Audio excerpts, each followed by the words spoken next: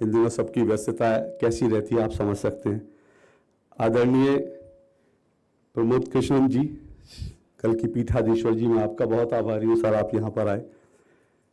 और प्रमोद जी, राजेश ड्रोलिया जी और साथ साथ डॉक्टर राम बहादुर राय जी। डॉक्टर राम बहादुर राय जी हमेशा जैसे मेरे पिताजी हैं वैसे हमेशा वो मुझे बहुत प्रेरित करते हैं कुछ कुछ अच्छा करने के लिए। जिस दिन मैं पहली बार किताब लेकर गया उन्होंने कहा बहुत जोरदार, बहुत बढ़िया किया, और उन्होंने कहा कि इस पर आगे बढ़ो, तो उससे थोड़ी हौसला अफजाई होती है। जैसा मैं पहले ही बता चुका हूं, मैं बिना अपने मित्रों के यहाँ तक पहुंच नहीं पाता, उन सबका बहुत आभार। देखिए, ये जो पुस्तक है, दरअसल मेरी पहली पुस्तक 2019 में आई थी और उसके बाद से ही बहुत कुछ हो रहा था राजनीतिक कार्यक्रमों के चलते, और बहुत सारे पॉलिटिकल इश्यूज हम रोज डील करते हैं टेररिज्म में होने के कारण, तो बहुत कुछ सब देखते हैं, देख के अंदर अंदर बहुत सारी चीजें जो है वो आपको परेशान करती हैं। एक चीज मैं सबसे पहले यहां से शुरू करता हूं, क्योंकि मुझे इस किताब को लिखने के लिए जो एक पहले से दिमाग में था, लेकिन जो एक झटका लगा वो तब लगा जब इंडिया अलायंस ने मुझे प्रतिबंधित कर दिया 14 लोगों में। मैं ये इसलिए बता रहा हूं क्योंकि मैं बार बार अपने कार्यक्रमों में कहता हूं, आचार्य जी मेरे कार्यक्रमों में आते हैं, राधिका जी यहां बैठी है वो मेरे कार्यक्रमों में आती हैं, मैं बार बार सबको बताता हूं कि 2016 में जब मैंने दूरदर्शन पर 2 टूक कार्यक्रम शुरू किया, और मैं इस मंच से आज आदरणीय अरुण जेटली जी को भी श्रद्धांजलि दे रहा हूं, क्योंकि ये कार्यक्रम इसलिए आ पाया क्योंकि अरुण जेटली जी ने भरोसा जताया था। 2016 से पहले दूरदर्शन पर कोई पॉलिटिकल डिबेट नहीं आती थी। आप याद कीजिए, दूरदर्शन को कभी इंदिरा दर्शन कहा जाता था, कभी राजीव दर्शन कहा जाता था, पर पॉलिटिकल डिबेट नहीं आती थी। विपक्ष को रोज बुला करके अपनी बात रखने का मौका नहीं दिया जाता था। 2016 में जब मैं गया और मैंने अरुण जेटली जी से कहा, मैंने कहा कि डीडी की क्रेडिबिलिटी कैसे बनेगी अगर हम विपक्ष को बुलाएंगे नहीं तो बोले हाँ बुलाना चाहिए। मैंने कहा नहीं, हमारे ऐसी कोई प्रथा नहीं है, कोई परंपरा नहीं है। तो बोले क्या करना चाहते हो? मैंने बोला इस तरह के कार्यक्रम हम करें जिसमें हम रोज विपक्ष को भी बुलाएं, सत्ता पक्ष को भी बुलाएं, एक ओपन डिबेट हो। तो उन्होंने कहा ठीक है शुरू करो। उन्होंने कहा, मैंने शुरू किया। हमारे यहाँ पंकज जी बैठे, लेकिन फिर भी मैं थोड़ा सा एक बात कह दूं, हमारे जो अधिकारी लोग थे थोड़ा उस समय, पंकज जी उस समय नहीं थे, वो तो बहुत बोल्ड अधिकारी है, लेकिन जो उस वक्त अधिकारी थे सब डरे हुए थे कि कोई डीडी पे आएगा, प्रधानमंत्री नरेंद्र मोदी के लिए कुछ कह जाएगा, अमित शाह के लिए कुछ कह जाएगा, ये हो जाएगा वो हो जाएगा, सब लोग बहुत डरते थे। तो मैंने उनसे कहा कि आप मेरा नाम ले लेना कि भाई अशोक श्रीवास्तव की जिम्मेदारी, हम तो जानते नहीं, अशोक श्रीवास्तव के ऊपर जो बात आएगी आएगी। खैर, सबने हिम्मत करके कार्यक्रम शुरू किया। और ये जो मैं फिर कह रहा हूं आपको, जो पुस्तक की भूमिका हुई वो इसलिए हुई क्योंकि आज आप देखिए, जैसे देश में चुनाव शुरू हुए, दूर जर्मनी से एक यूट्यूबर हिंदुस्तान में आता है और कहता है नरेंद्र मोदी तानाशाह है, और वीडियो बनाना शुरू कर देता है। मैं कहता हूं, जिस दूरदर्शन पर कभी डिबेट नहीं होती थी, विपक्ष को बुलाया नहीं जाता था, उस दूरदर्शन पर, उस डीडी न्यूज पर आज रोज विपक्ष के नेता आते हैं, नरेंद्र मोदी को तानाशाह कहते हैं, अमित शाह को कहते हैं कि अमित शाह जो है वो मिसयूज कर रहे हैं एजेंसीज को, वो कहते हैं कि आकर के अमित शाह के बेटे पर सवाल उठाते हैं, देश की हर पॉलिसी पर विपक्ष को सवाल उठाने का मौका दिया जाता है, और फिर भी कहते हैं कि नरेंद्र मोदी तानाशाह है। ये मुझे लगता है कि ये नहीं होना चाहिए। ये चुनाव में देखिए हो क्या रहा है, इस चुनाव में दरअसल हो क्या रहा है, चुनाव पूरा ही फेक नैरेटिव्स पे लड़ा जा रहा है। मैं क्यों कह रहा हूं फेक नैरेटिव्स पे लड़ा जा रहा है? सबसे पहले इस चुनाव में क्या आया? सबसे पहले इस चुनाव में इश्यू ये आया कि 2029 के बाद, 2024 के बाद देश में कोई चुनाव नहीं होगा। जब मैंने रिसर्च करनी शुरू करी, क्योंकि अरविंद केजरीवाल ने कहा, बाकी लोगों ने कहा कि ये नरेंद्र मोदी और अमित शाह आ गए तो फिर जो है 2024 के बाद देश में कोई चुनाव नहीं होगा। जब मैंने रिसर्च करनी शुरू करी तो मैंने पाया यही बयान 2019 में भी दिए जा रहे थे कि 2019 में अगर अमित शाह और नरेंद्र मोदी आ गए तो 2024 में कोई चुनाव नहीं होगा। लेकिन आज 2024 में चुनाव हो रहा है। तो फिर सवाल यह कि ये फेक नैरेटिव क्यों? फिर संविधान खत्म हो जाएगा जी। इस संविधान, देश के संविधान को कौन खत्म कर सकता है? किसी की ताकत नहीं है। लेकिन फिर कह रहा हूं कि ये कहा जाता है, और मैं ये भी कह दूं, मैं मोदी भक्त नहीं हूं। कोई लोग सोच के लोगों को लगेगा मैं मोदी भक्त हूं। हम अपने कार्यक्रम में नरेंद्र मोदी की आलोचना भी खूब करते हैं, और ये ताकत हमें नरेंद्र मोदी नहीं दी है कि हम टेलीविजन पर बैठ के, दूरदर्शन पर बैठ के नरेंद्र मोदी और सरकार की आलोचना भी कर सकते हैं। मैंने बहुत सारे ट्वीट किया इस सरकार के खिलाफ भी, चाहे वो ब्रिजभूषण शरण सिंह का मामला हो, चाहे वो मणिपुर का मामला हो, या फिर जो है कोई और इश्यू हो, मैंने सब पर जो है लिखा है। मैंने योगी जी के खिलाफ लिखा, ट्वीट करा, लेकिन मुझे किसी ने नहीं कहा कि आप ऐसा क्यों कर रहे हो। लेकिन उसके पहले की सरकारों में भी मैं था, जब मैंने नरेंद्र मोदी जी का इंटरव्यू किया तो मुझे प्रधानमंत्री कार्यालय से फोन आया कि आप इस पे ट्वीट मत करो। तो मैं इस कंपैरिजन को देखता हूं, 2014 के पहले के दूरदर्शन को देखता हूं, 2014 के बाद के दूरदर्शन को देखता हूं, तो मुझे लगता है मुझे आजादी मिली है काम करने की, मुझे आजादी मिली है सरकार को क्रिटिसाइज करने की। फिर मैं कैसे मान लूं कि नरेंद्र मोदी तानाशाह है? फिर मैं कह रहा हूं, मेरा काम सिर्फ इस पुस्तक में मैंने यह किया है कि एक फेक नैरेटिव को ध्वस्त किया है, और ऐसे एक नहीं दर्जनों फेक नैरेटिव हैं। मुझे बुरा लगता है जब कोई मेरी डिबेट में बैठकर कोई प्रवक्ता जो झूठ बोलता है। मैं कहता हूं आप आलोचना कीजिए, लेकिन तथ्यों पर कीजिए। मेरी कई बार डिबेट में लोगों से बहस हो जाती है, कई लोग ऐसे बैठे हैं जिनसे मेरी बहस हो चुकी है, होती रहती है, लेकिन मुझे खराब लगता है। अब आप देखिए, 4 दिन पहले जो है अखिलेश यादव जी ने कहा 1000 किसान मार दिए, 1000 किसान मार दिए। इस देश में एक नैरेटिव चला कि 700 किसान मार दिए, 700 किसान मार दिए। आपको मालूम है 700 किसानों की डेथ हुई है, ठीक है, यह बात सच है, लेकिन ये 700 किसान कौन थे? क्या ये सरकार की वजह से मरे? क्या इन पर पुलिस ने गोली चलाई? मैंने एक किसान नेता से कहा कि मुझे आपकी लिस्ट चाहिए जो 700 किसान मरे। उन्होंने मुझे वो लिस्ट भेजी। जब मैंने उस लिस्ट का रिसर्च करनी शुरू करी तो मैं ये देख के हैरान हो गया, उन 700 किसानों की लिस्ट में एक 2 साल का बच्चा भी है।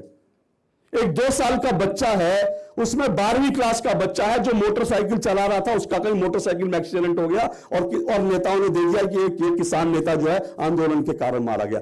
इस पूरी लिस्ट के अंदर सिर्फ 2 किसान ऐसे हैं 700 लोगों की लिस्ट में जिनकी मृत्यु जो है वो आंदोलन स्थल पर हुई, जिनको कह सकते हैं कि आंदोलन के बीच में उनकी जान गई। लेकिन बाकी सभी किसान जो हैं बीमारी से उनकी मृत्यु हुई, कोई हार्ट अटैक से मरा, कोई कोरोना से हुआ, अपने गांव में हुई, अपने घर में हुई, और वो सारे खाते चढ़ा दिए गए सरकार के नाम कि सरकार ने, मोदी ने 700 किसान मार दिए। मुझे इस फेक नैरेटिव से चिढ़ होती है, गुस्सा आता है। इसलिए इस किताब में मैंने इस फेक नैरेटिव को ध्वस्त किया है। आज हम बैठे हैं, आज मैं आपको पीछे पलट के ले जाता हूं। मेरी किताब मैंने खास करके मैंने इसलिए भी लिखी है क्योंकि मैं चाहता हूं कि जो जर्नलिज्म के स्टूडेंट है आने वाले दिनों में वो पढ़े। आज हम बैठे हैं, आपको याद होगा राम मंदिर का उद्घाटन हो गया, सब कुछ खत्म हो गया, सब बढ़िया, सब कुछ चल रहा है। लेकिन जब ये राम मंदिर का उद्घाटन होना था, इस देश के कई नेताओं ने, कई बड़े वकीलों ने यह कहा कि जिस दिन राम मंदिर का उद्घाटन होगा उस दिन अयोध्या में बम फूटेगा, कई लोग मारे जाएंगे और इस नाम पर चुनाव लड़ा जाएगा। ये इस देश के नेताओं ने फेक नैरेटिव करके लोगों को भड़काया। क्या जर्नलिज्म के स्टूडेंट को आने वाले दिनों में मालूम नहीं होना चाहिए कि इन्होंने कैसे कैसे झूठ बोले थे? आज भी लोग कहते हैं 4 शंकराचार्य नहीं गए, 4 शंकराचार्य नहीं गए। मैं काउंटर करता हूं इसको, 4 शंकराचार्य नहीं, 2 शंकराचार्य। 2 शंकराचार्य ने चिट्ठी लिखकर बाकायदा इस कार्यक्रम को अपना आशीर्वाद दिया। तो यह फेक नैरेटिव है। फिर फेक नैरेटिव यह फैलाया जाता है कि भारत तो पाकिस्तान से भी भूखा देश है। यह बात मुझे खलती है। क्या भारत पाकिस्तान से पिछड़ा देश है? क्या हम पाकिस्तान से भूखे देश है? क्या हमारे यहां जो है सोमालिया से खराब है मीडिया की सिचुएशन? ये एक इंटरनेशनल एजेंसी बना देती है। इसलिए मैंने इस पुस्तक में कहा है, ये जो खान मार्केट गैंग है ना, ये खान मार्केट गैंग सिर्फ नई दिल्ली में नहीं है। मैंने इस पुस्तक में नई दिल्ली से लेकर न्यूयॉर्क तक फैला है खान मार्केट गैंग।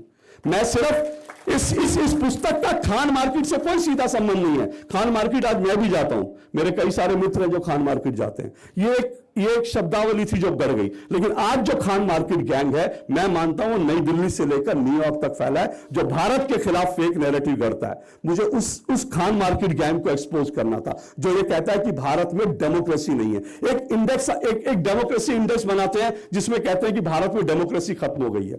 जब हम दोनों ने रिसर्च करनी शुरू करी, आपको मैं सिर्फ एक बात बताता हूं, जितने इंटरनेशनल एजेंसी हैं जो भारत के ऊपर रिसर्च करके कहते हैं कि भारत में ये चीज खराब है, ये चीज खराब है, ये सारी एजेंसीज हैं, इनकी एजेंसीज पर भारत का नक्शा कश्मीर को काट कर दिखाते हैं ये लोग। आप समझ सकते हैं कि जो एजेंसी कश्मीर को भारत का हिस्सा ही नहीं मानती, वो भारत के बारे में क्या रिसर्च करती होगी?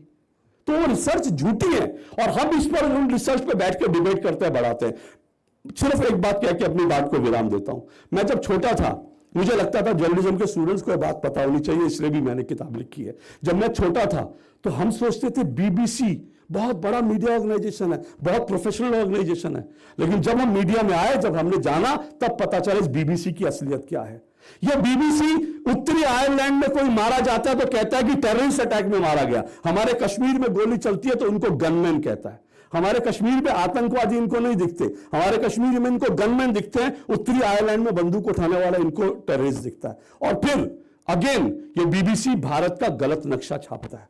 हम इसकी मंशा को पहचाने, समझे। इस बीबीसी ने, अब देखिए, बीबीसी की एक डॉक्यूमेंट्री आई, मैं उस पर नहीं जाता, उस डॉक्यूमेंट्री पे बैन लगाया गया। मैंने ये भी ट्वीट किया कि मेरा मानना है किसी चीज पे बैन नहीं लगाना चाहिए। मैंने ये भी ट्वीट किया, इस सरकार के हिस्से में रह के मैंने ट्वीट किया कि इस पे बैन नहीं लगना चाहिए। लेकिन सवाल है कि बीबीसी पे बैन लगा। क्या बीबीसी पे बैन इसलिए लगा क्योंकि बीबीसी को उसके बाद जो छापा पड़ा, जिसको छापा नहीं सर्वे कहना चाहिए, क्या सर्वे इसलिए हुआ था कि बीबीसी ने मोदी के खिलाफ डॉक्यूमेंट्री बना दी? नहीं। आज की तारीख में बीबीसी का सर्वे इसलिए हुआ था क्योंकि बीबीसी अपनी आय को छुपा रहा था, और यह बात साबित हो चुकी है। बीबीसी ने अपने जितने डॉक्यूमेंट्स हैं उनको सही किया। भारत में रहकर अब आयकर की चोरी कर रहे थे, और भारत की एक एजेंसी आपके यहां जाकर सर्वे भी ना करे, क्यों ना करे? और यह बीबीसी भारत के नियमों को धत्ता बताकर अपना पूरा कार्यक्रम कर रहा था, क्योंकि भारत में एक नियम है जिसके तहत कोई भी 26 विदेशी हिस्सेदारी है वो नहीं हो सकती। बीबीसी अपनी पूरी विदेशी हिस्सेदारी के साथ यहां पर जो है अपना एजेंसी काम कर रहा था। जब भारत की एजेंसी ने उस पर सर्वे किया, उसके बाद अब आपने 1 महीने पहले खबर पड़ी होगी, बीबीसी ने अपना पूरा जो काम करने का तरीका था बदल दिया। अब बीबीसी के यहां पर उनका एक इंटरनल एक कंपनी बनाई है जो 100% भारतीय कंपनी है, अब वो न्यूज चलाती है। इसका मतलब यह हुआ कि बीबीसी पे जो सर्वे हुआ था वो सर्वे सही था, क्योंकि बीबीसी के डॉक्यूमेंट्स गड़बड़ थे, बीबीसी का ऑपरेशन गलत था। बीबीसी ने चेंज किया, और हम कहें कि बीबीसी के ऊपर इसलिए पड़ा क्योंकि मोदी के ऊपर वो था। तो ये तमाम चीजें जो है फेक नैरेटिव्स हैं इस देश में। मैं बार बार कहता हूं कि इस देश में कोई तानाशाही नहीं है, ना तानाशाही कोई हो सकती है। तानाशाही मेरे पिताजी ने देखी है। जब आपातकाल था, मेरे पिताजी का नाम मीसा का वारंट था, हम तो बहुत छोटे थे, तो तानाशाही हमने देखी है। इस देश में आज की तारीख में जितना मीडिया स्वतंत्र है, जितना यूट्यूब पर आज आपके पास मीडिया नहीं है, चैनल नहीं है, यूट्यूब है आपके पास, आप कहीं पर भी जाकर आवाज उठा सकते हैं, बोल सकते हैं। तो इस देश में कोई तानाशाह हो नहीं सकता, कोई तानाशाही कर नहीं सकता, यह बात तय है। उसके बावजूद क्या दुनिया भर के लोग कहें कि भारत का मीडिया स्वतंत्र नहीं है। एक चीज के साथ मैं अपनी बात विराम करूंगा, क्योंकि फिर कह रहा हूं कि ये जो फेक, ये जो है, अब हमको कुछ लोग कहते हैं हम गोदी मीडिया वाले हैं, कहते हैं तो गोदी मीडिया वाले हैं। अब सोचिए, मैंने मणिपुर के ऊपर भी डिबेट करी, मैंने मणिपुर के ऊपर भी ट्वीट करी, मैंने संदेश खाली के ऊपर भी ट्वीट करी। इसी तरह से मैंने इस किताब में लिखा, अर्नब गोस्वामी ने, मैंने बात करी उनके दफ्तर में, मुझे पता चला अर्नब गोस्वामी ने मणिपुर के ऊपर 9 डिबेट करी, और अर्नब गोस्वामी ने संदेश खाली पर भी खूब सारी डिबेट करी। लेकिन देश के जो लोग, जिन लोगों ने कहा ये हम लोग गोदी मीडिया है, उन्होंने मणिपुर पर तो खूब डिबेट करी, संदेश खाली पर एक यूट्यूब उनका नहीं आया, और वो हमको कहते हैं हम गोदी मीडिया हैं। तो इस किताब में भारत के असली गोदी मीडिया को भी मैंने एक्सपोज किया, और मैं चाहता हूं ये सच आप तक पहुंचे। इन सारे उद्देश्य के साथ मैंने किताब लिखी है। बहुत बहुत शुक्रिया। आज समय कम है क्योंकि आज हम बाकी लोगों को सुनने आए हैं, लेकिन अपनी पुस्तक में कभी और चर्चा होगी तो और विस्तार से बात करेंगे। बहुत बहुत शुक्रिया। Thank you so much.